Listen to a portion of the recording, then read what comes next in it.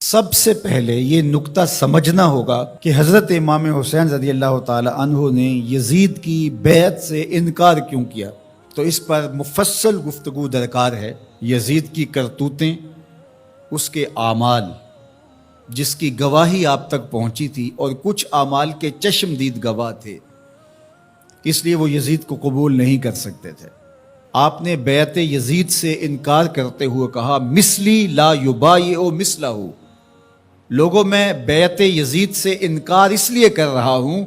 کہ میرے جیسا شخص اس جیسے شخص کی بیعت نہیں کر سکتا۔ یہ دو لفظوں میں پوری گفتگو کا خلاصہ آپ کے سامنے رکھ رہا ہوں۔ مثلی لا یبایع مثلہ، میرے جیسا شخص اس جیسے شخص کی بیعت نہیں کر سکتا۔ اگر امام حسین یزید کی بیعت کر لیتے، قیامت تک ظلم اور جبر کے ساتھ مفاہمت کو سند جواز مل جاتی۔ لوگ کہتے جب نواسہ رسول نے یزید کو قبول کر لیا، اس شخص نے یزید کو قبول کر لیا، اس کے ظلم، جبر اور زیادتی کے باوجود،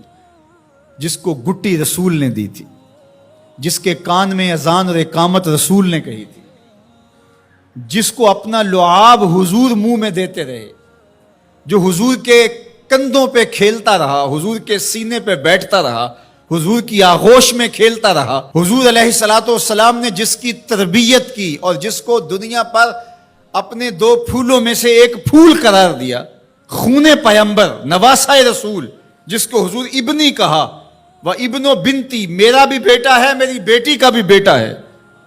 جس کو اپنا بیٹا قرار دیا، جب فرزند رسول ظلم سے مفاہمت کر لیتا ہے، جبر سے مفاہمت کر لیتا ہے، تو پھر مجھے بتاؤ کہ قیامت تک کوئی ظلم اور جبر کے خلاف کھڑا ہو پاتا؟ ایسا راستہ کھلتا کہ بند ہونے کا نام ہی نہ لیتا۔ تو حضرت امام حسین رضی اللہ تعالیٰ عنہ نے کہا مثلی لا یبایع مثلہ، میرے جیسا شخص تیرے جیسے سے بیعت کر ہی نہیں سکتا۔ اب جو واقعہ ہونے والا ہے، جو صورتحال درپیش ہے، کربلا میں جو کچھ ہوتا دکھائی دے رہا ہے، وہ میری نظروں سے پوشیدہ نہیں ہے، میں دیکھ رہا ہوں کہ کیا ہونے والا ہے۔ آپ نے مقام بیضا پہ جو خطبہ دیا، راستے میں ایک مقام پڑتا ہے اعیان و انصار کے ساتھ، اور آپ نے اس میں ایک تاریخ ساز جملہ ارشاد کیا جو آپ کے فلسفہ شہادت کو اجاگر کر دیتا ہے۔ آپ نے فرمایا لوگو، مجھے پتہ ہے میرے ساتھ کیا ہونے والا ہے۔ ظاہر آلات حرب و ضرب لے کر کے نہیں گئے تھے، اعیان و انصار اپنے ساتھ لے کر کے نہیں گئے تھے۔ نواسہ رسول آواز دیتا کہ میرے ساتھ چلو، تو کیا وہ تنہا ہوتے؟ مجھے بتائیے، اس دور میں اگر کسی کام کے لیے میں آپ کو آواز دیتا ہوں، میرے جیسا خاکسار شخص جس کی کوئی اوقات اور حیثیت ہی نہیں ہے، لیکن کتنے لوگ میرے ساتھ کھڑے ہوں گے، اور جو پیغمبر کی گود میں پلا ہو۔ جب حسین ابن علی آواز دیتے تو کیا لوگ ساتھ کھڑے نہ ہوتے؟ ترماح بن عدی بن حاتم، یہ حاتم تائی کا پوتا ہے، حضرت عدی بن حاتم کا فرزند ہے، جو حضور پر ایمان لائے صحابی رسول کا فرزند ہے۔ یہ راستے میں حضرت امام حسین کو ملا، تو اس نے کہا کہ حضرت اگر آپ میرے ساتھ چلے جائیں تو میں چند دنوں کے اندر 30,000 افراد کا لشکر آپ کی پشت پہ کھڑا کر دوں گا، اور پھر ہم یزید کی اینٹ سے اینٹ بجا کے رکھ دیں گے۔ لیکن ترماح بن عدی کی پیشکش کو حضرت امام حسین نے قبول نہیں کیا، کہا بس مجھے جانے دو۔ تو کہا کہ لوگوں، میرے ساتھ جو ہونے جا رہا ہے، جو میری آنکھیں دیکھ رہی ہیں، مجھے اچھی طرح معلوم ہے، ہونے والے مناظر میری آنکھوں کے سامنے گھوم رہے ہیں، کوئی چیز میری نظروں سے پوشیدہ نہیں ہے، لیکن اس کے باوجود بھی میں کیوں جا رہا ہوں؟ تو وہ لفظ سنیے، عزیمتوں کی کتنی دل آویز کہانی ہے، کانسیپٹ کتنا واضح تھا، تصور کتنے واضح تھے۔ وَلَكُمْ فِيهَا أُسْوَةٌ،